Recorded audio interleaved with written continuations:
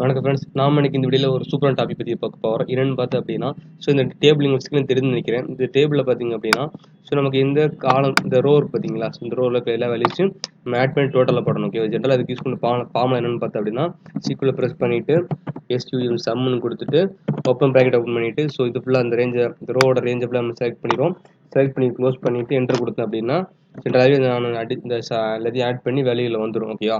But என்ன பார்த்தீங்கன்னா இதில் வந்து எரர் காட்டுது. எரர் காட்டுக்கு என்ன ரீசன் பார்த்தா அப்படின்னா, இந்த செலக்ட் பண்ணிருக்க இந்த ரோ இருக்கு பார்த்தீங்களா? இந்த ரோல பார்த்தீங்கன்னா எரர் வேல்யூ இருக்கு. இந்த எரர் வேல்யூனால நம்ம அவுட்புட் வர மாட்டேங்குது. என்ன பண்ண போறோம் அப்படின்னா, நமக்கு இது இந்த மாதிரி நிறைய இருந்துச்சுன்னா நம்ம ரிமூவ் பண்றது கஷ்டமா இருக்கும். அதுக்கு ஒரு சிம்பிளா ஃபார்முலா யூஸ் பண்ண போறோம். என்ன ஃபார்முலா பார்த்து அப்படின்னா, இந்த டோட்டலில் எந்த செல் வேணுமோ அதை கிளிக் பண்ணிக்கோங்க. கிளிக் பண்ணிட்டு ஈக்குவல் சிம்பிள் கொடுத்துட்டு நான் சொல்கிற ஃபார்முலா நோட் பண்ணிக்கோங்க. AGGRE aggregate GAT aggregate போட்டுட்டு ப்ராக்கெட் ஓப்பன் பண்ணிக்கோங்க. ப்ராக்கெட் ஓப்பன் பண்ணிட்டு கீழே பார்த்தீங்கன்னா 9 நம்பர் இருக்கு பார்த்தீங்களா?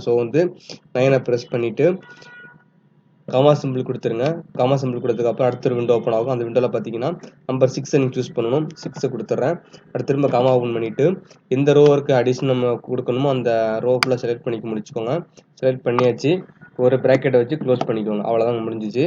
இப்போ ஃபார்முலா நோட் பண்ணிக்கோங்க. அக்ரிகேட்டு அப்புறம் 9ன்றது சம் ஆப்ஷனுக்கு, 6ன்றது இக்னோர் எரர் வேல்யூக்கு.